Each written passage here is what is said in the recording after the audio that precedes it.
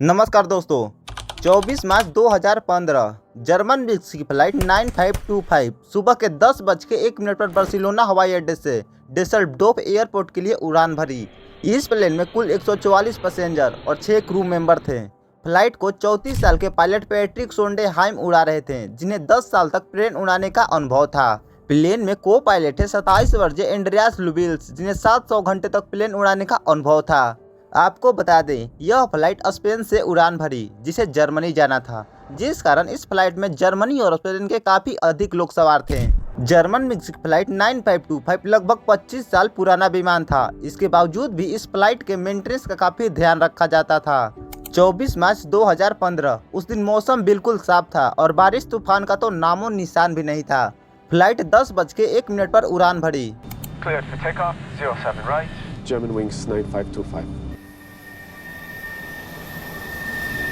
यह फ्लाइट धीरे धीरे काफी ऊंचाई पर जा पहुंचा। तकरीबन 30 मिनट के बाद यह फ्लाइट 38,000 फीट की ऊंचाई पर पहुंच गया।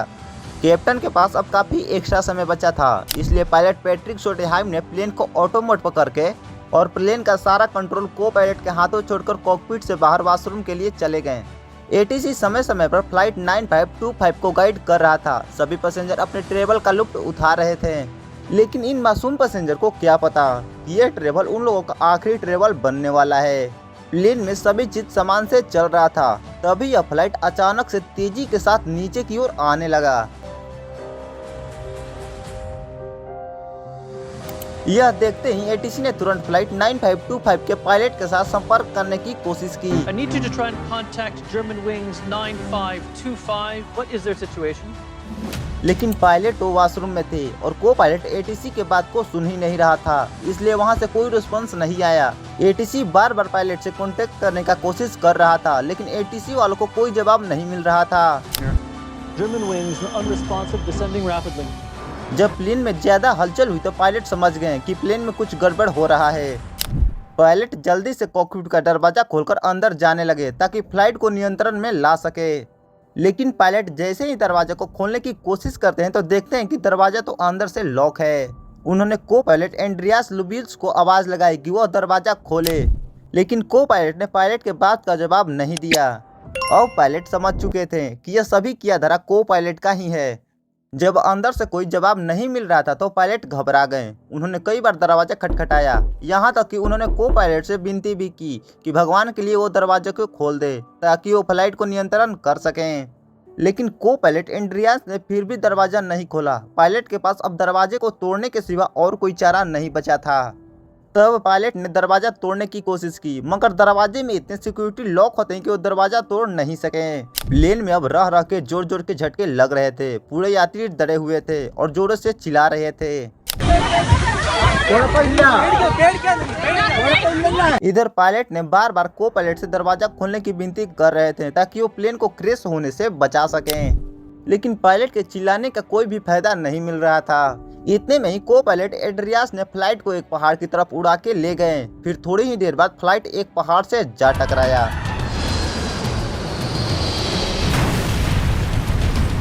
एक जोरदार धमाका हुआ और प्लेन के चिथड़े चिथड़े उड़ गए। प्लेन में मौजूद 144 पैसेंजर और 6 क्रू मेंबर बेमौत मारे गए। कुछ पैसेंजर के परिवार वालों को तो उनका डेड बॉडी भी नसीब नहीं हुआ, क्योंकि शव की हालत ऐसी हो चुकी थी कि उन्हें पहचानना भी मुश्किल था।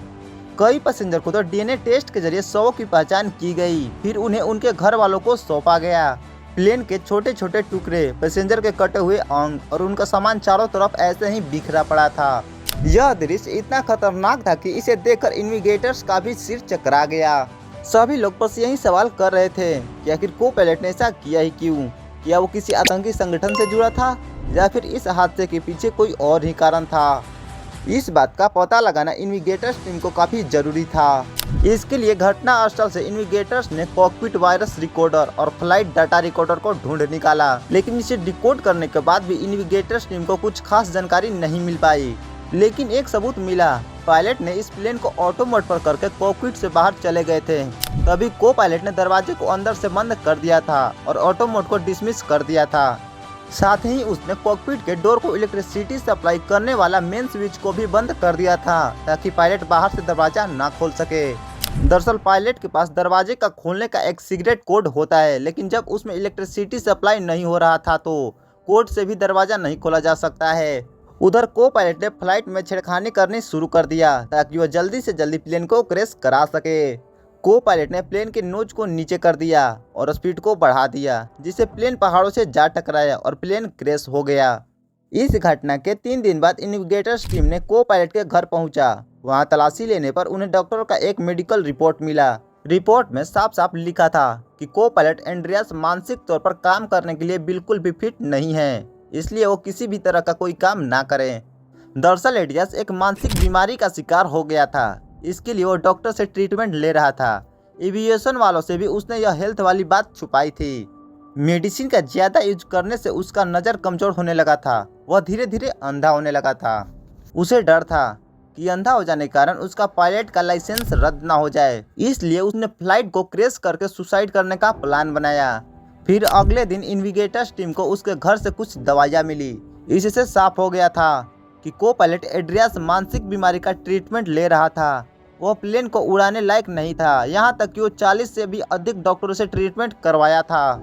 एंड्रियास का कंप्यूटर चेक करने पर पता चला कि वह हमेशा गूगल पे चेक करता था कि सुसाइड कैसे करे, लेकिन उसके सुसाइड करने का एक और भी तगड़ा वजह था और वो थी उसकी गर्लफ्रेंड।